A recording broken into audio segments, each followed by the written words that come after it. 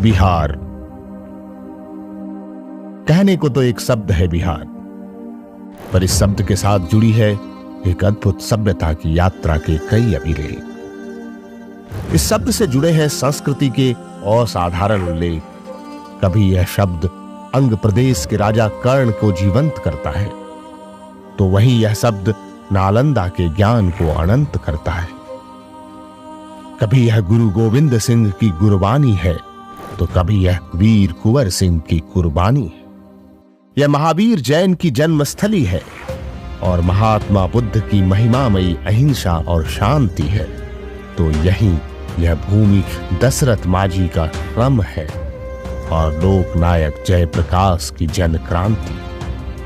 इस भूमि में वेदना है, इस भूमि में संवेदना है, इस भूमि में ज्ञान है, इस भूमि में सम्मान है, इस भूमि में विश्व शांति का मंत्र है, इस भूमि में सबसे पुराना गणतंत्र है, इस भूमि में शौर्य है, इस भूमि में चंद्रगुप्त मौर्य, इस भूमि में राजनीति के अगणित वाक्य हैं, इस मिट्टी से जुड़े हुए चाणक्य हैं, इस भूमि में श्री राम की शिक्षा है और गुरु विश्वामित्र है।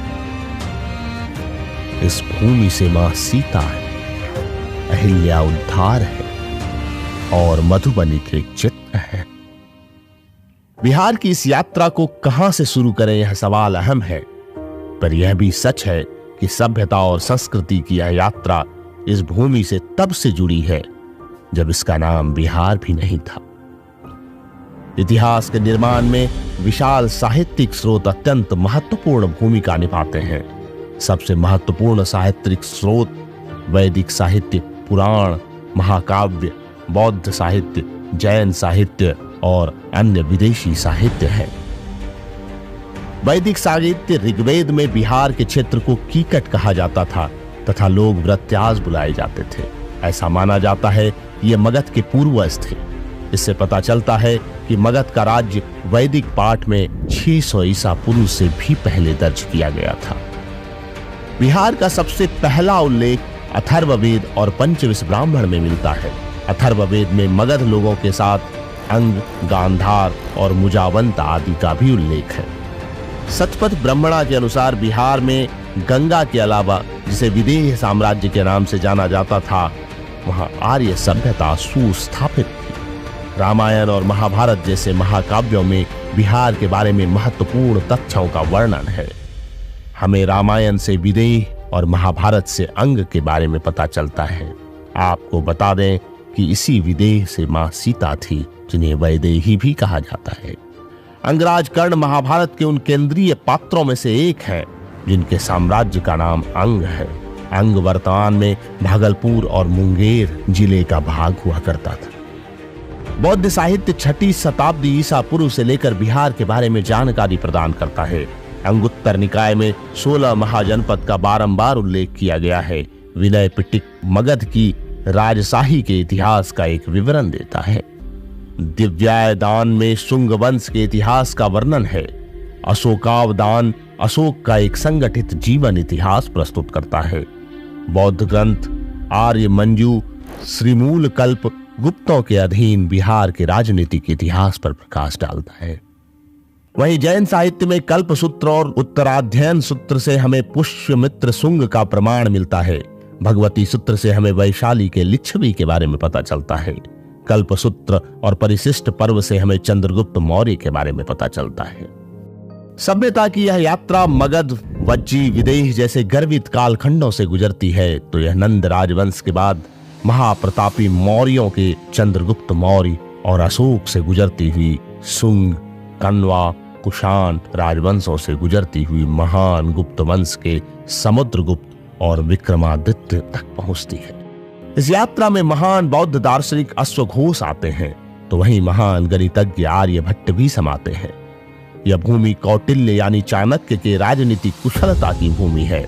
जहां इसमें एक और पाणिनि के व्याकरण की निशानी है, तो वहीं इसमें बुद्ध घोष, सरिपुत्र और महावीर जैन की कहानी है।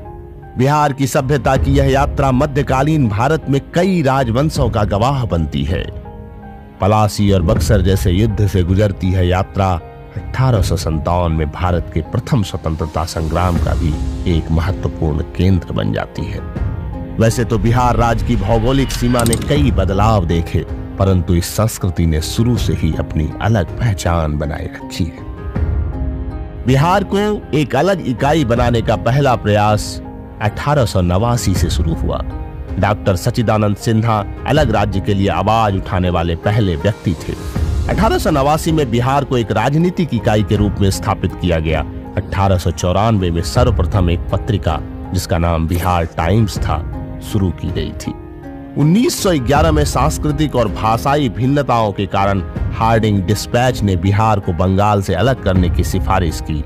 बढ़ते आंदोलन को देखकर और राजनीतिक नेताओं के दबाव के कारण ब्रिटिश सरकार ने अंततः बिहार को एक अलग प्रांत बनाने का निर्णय लिया था।